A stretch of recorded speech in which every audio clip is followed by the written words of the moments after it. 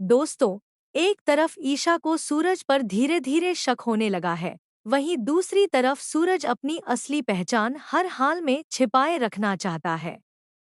एक दिन सूरज जैसे ही घर पहुंचता है, एक व्यक्ति रोते हुए उसके पैरों में गिर जाता है।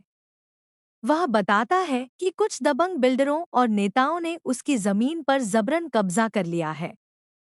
पुलिस और प्रशासन से मदद मांगने के बाद भी उसे कहीं इंसाफ नहीं मिला। अब उसकी आखिरी उम्मीद सिर्फ सूरज है। सूरज उसकी पूरी बात ध्यान से सुनता है, फिर बिना कोई लंबा भाषण दिए सिर्फ एक फोन करता है और कहता है, जिसकी जमीन है उसे आज ही वापस मिलनी चाहिए। कुछ ही देर बाद उस व्यक्ति के पास फोन आता है। उसकी जमीन खाली करा दी जाती है, असली कागजात लौटा दिए जाते हैं और कब्जा करने वाले माफी मांगने लगते हैं। वह खुशी से भर जाता है। थोड़ी देर बाद वही व्यक्ति पैसों से भरा एक सूटकेस लेकर वापस आता है और कहता है, यह दादा भाई के लिए मेरी तरफ से छोटा सा तोहफा है। इतना सुनते ही सूरज के चेहरे का रंग उड़ जाता है। तभी पीछे से ईशा की आवाज आती है। वह सूटकेस रोकते हुए कहती है, यह एक आईएएस और आईपीएस अधिकारी का घर है। यहाँ किसी दादा भाई को पैसे देने की जरूरत नहीं है। अगर आपके साथ अन्याय हुआ है तो कानून आपका साथ देगा। वह व्यक्ति मुस्कुराकर जवाब देता है, मैडम, अगर कानून मेरा साथ देता तो मैं यहाँ नहीं आता। जहाँ पूरा सिस्टम हार जाता है, वहाँ दादा भाई इंसाफ दिलाते हैं। ईशा की नज़र सूरज पर जाती है। उसे महसूस होता है कि दादा भाई का नाम सुनते ही सूरज हर बार बेचैन क्यों हो जाता है। वह सीधे पूछती है, जब भी दादा भाई का नाम आता है, तुम इतने परेशान क्यों हो जाते हो? सूरज मुस्कुराकर बात टाल देता है, लेकिन उसकी घबराहट ईशा से छिप नहीं पाती। तभी बंटी बीच में आकर बात बदल देता है। मामला तो शांत हो जाता है, लेकिन ईशा के मन में एक नया सवाल जन्म ले चुका होता है। आखिर दादा भाई है कौन? अगली सुबह ईशा अपनी नई पोस्टिंग ज्वाइन करने वाली होती है। सूरज चाहता है कि दिन की शुरुआत शुभ हो, इसलिए वह उसे मंदिर ले जाता है। मंदिर में पूजा करते समय सूरज की नज़र अचानक एक पोस्टर पर पड़ती है। उस पर लिखा होता है, गरीबों का मसीहा दादा भाई, और तस्वीर सूरज की होती है। सूरज के पैरों तले जमीन खिसक जाती है। वह तुरंत बंटी को फोन करके सारे पोस्टर हटाने का आदेश देता है। कुछ ही देर में सभी पोस्टर हटा दिए जाते हैं, लेकिन मुख्य द्वार पर लगा आखिरी पोस्टर अभी भी बाकी होता है। उधर ईशा पूजा खत्म करके उसी रास्ते से बाहर आने लगती है। सूरज के माथे पर पसीना आ जाता है।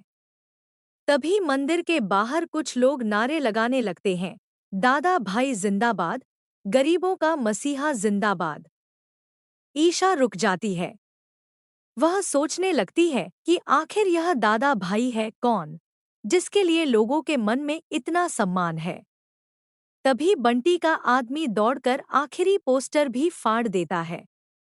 सूरज राहत की सांस लेता है, लेकिन उसे पता है कि यह सच ज्यादा दिनों तक छिपने वाला नहीं है।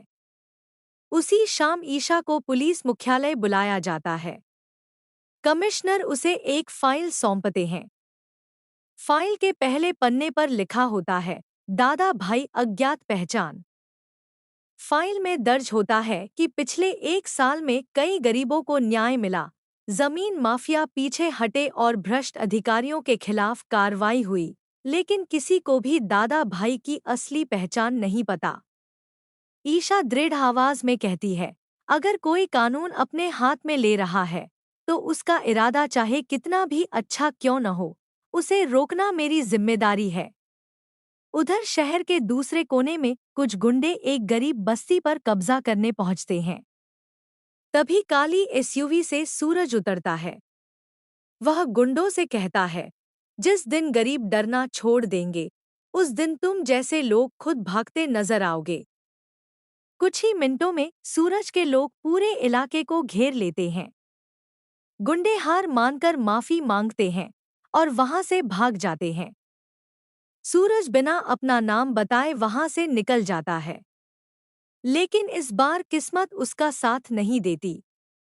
एक दुकान के बाहर लगा सीसीटीवी कैमरा उसकी धुंधली तस्वीर रिकॉर्ड कर लेता है। कुछ ही देर में यह फुटेज मीडिया तक पहुंच जाती है और हर न्यूज़ चैनल पर ब्रेकिंग न्यूज़ चलने लगती है। दादा भाई पहली बार कैमरे में कैद।